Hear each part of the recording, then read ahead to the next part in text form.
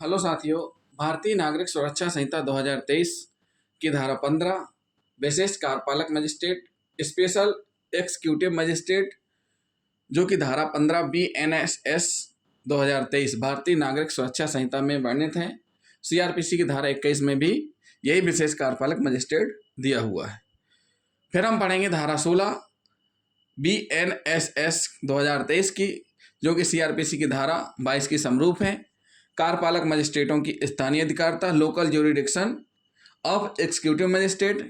फिर उसके बाद हम पढ़ेंगे धारा 17 BNSS की, जो कि CRPC की धारा 23 की समरूप है। कार्यपालक मजिस्ट्रेटों का अधीनस्थ होना, सबऑर्डिनेशन ऑफ एग्जीक्यूटिव मजिस्ट्रेट। तो सबसे पहले हम पढ़ेंगे धारा 15 BNSS की धारा 15 विशेष कार्यपालक मजिस्ट्रेट स्पेशल एग्जीक्यूटिव मजिस्ट्रेट। तो जिन साथियों ने अभी तक हमारा चैनल सब्सक्राइब नहीं किया है तो सबसे पहले हमारे चैनल को सब्सक्राइब कर लें और वीडियो को लास्ट तक जरूर देखें। तो साथियों, विशेष कार्यपालक मजिस्ट्रेट का मतलब है इस धारा का उद्देश्य, किस धारा का?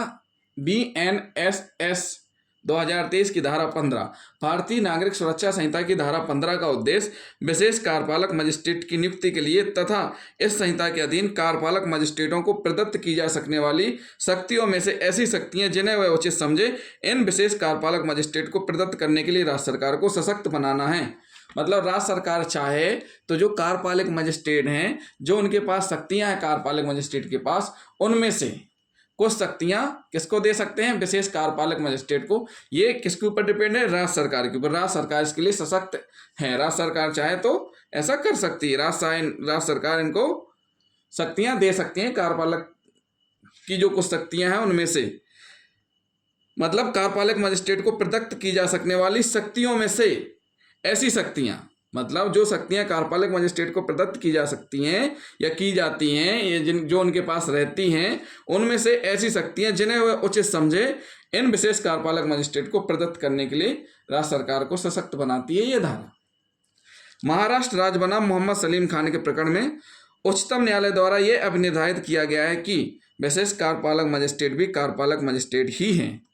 विशेष कार्यपालक मजिस्ट्रेट भी कार्यपालक मजिस्ट्रेट ही हैं। ये किसमें निर्धारित किया है? महाराष्ट्र बनाम मोहम्मद सलीम खान के मामले में सुप्रीम कोर्ट ने इन्हें एक भिन्न पदनाम या संज्ञा संभवतः इसलिए प्रदान किया गया है ताकि धारा 14 के अधीन नियुक्त किए गए अन्य मजिस्ट्रेटों से इन्हें अलग समझा जा सके। इनके कार्य का क्षेत्र सीमित और इनकी नियुक्ति की शर्तें भिन्न हो सकती हैं, परंतु फिर भी प्रारंभिक तौर पर वे भी कार्यपालक मजिस्ट्रेट ही होते हैं और एक भिन्न पदनाम के कारण ही उन्हें कार्यपालक मजिस्ट्रेट मानने से इनकार नहीं किया जा सकता। चूंकि उनकी नियुक्ति कार्यपालक मजिस्ट्रेट के रूप में होती है, अतः इस संहिता के अधीन प्रदत्त की जा सकने वाली शक्तियों का वे उसी प्रकार प्रयोग कर सकते हैं जैसा कि अन्य कार्यपालक मजिस्ट्रेट प्रयोग करते हैं। परंतु राज्य सरकार यदि किसी विशेष कार्यपालक मजिस्ट्रेट को धारा 107 की शक्तियां प्रदत्त करती है तो ऐसा करना अनावश्यक है। तो साथियों, ये क्या हुआ? विशेष कार्यपालक मजिस्ट्रेट मतलब राज्य सरकार सशक्त है, वह चाहे तो किसी कार्यपालक मजिस्ट्रेट को दी जा सकने वाली शक्तियों में से वही शक्तियां, उनमें से कुछ शक्तियां विशेष कार्यपालक मजिस्ट्रेट को भी दे सकते हैं। और महाराष्ट्र राज्य बनाम मोहम्मद सलीम खान के प्रकरण में माननीय सुप्रीम कोर्ट ने अब निर्धारित किया है कि विशेष कार्यपालक मजिस्ट्रेट भी कार्यपालक मजिस्ट्रेट ही होते हैं। अब हम पढ़ेंगे धारा 16 भारतीय नागरिक सुरक्षा संहिता 2023 की BNSS की धारा 16। धारा 16 क्या कह रही है? जो कि CRPC की धारा 22 के समरूप है। कार्यपालक मजिस्ट्रेटों की स्थानीय अधिकारिता, local jurisdiction of executive magistrate, local jurisdiction of executive magistrate.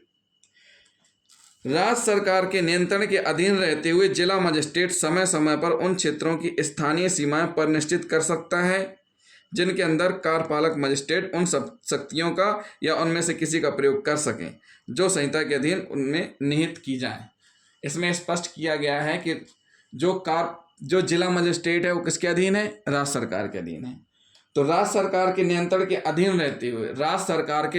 अधीन रहते हुए जिला मजिस्ट्रेट समय समय पर उन स्थानों और क्षेत्रों की सीमाएं परिवर्तित कर सकते हैं जिनके अंदर कार्यपालक मजिस्ट्रेट कार्य कर रहे हैं और उनकी उन सब शक्तियों या उनमें से किसी का प्रयोग कर सकेंगे जो इस संहिता के उनमें निहित की जाएंगी। मतलब सीधी सी बात ये हुई कि राज्य सरकार के नियंत्रण के अधीन रहते हुए जिला मजिस्ट्रेट समय समय पर उन क्षेत्रों की सीमाएं परिवर्तित कर सकते हैं जिनके अंदर कार्यपालिक मजिस्ट्रेट उन सब शक्तियों का या उनमें किसी का प्रयोग कर सकेंगे। मतलब जो कार्यपालिक मजिस्ट्रेट है उस क्षेत्र के अंतर्गत जो परिवर्तन करके दिया गया है डीएम के द्वारा उस पर प्रयोग कर सकेंगे।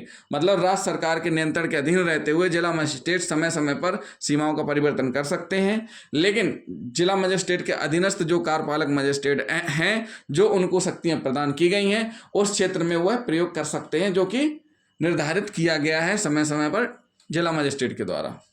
फिर है इसी में पॉइंट नंबर 2 क्या कहता है, ऐसे परिनिश्चय द्वारा जैसा उपबंधित है कि उसके सिवाय प्रत्येक ऐसे मजिस्ट्रेट की अधिकारता और शक्तियों का विस्तार जिले में सर्वत्र होगा।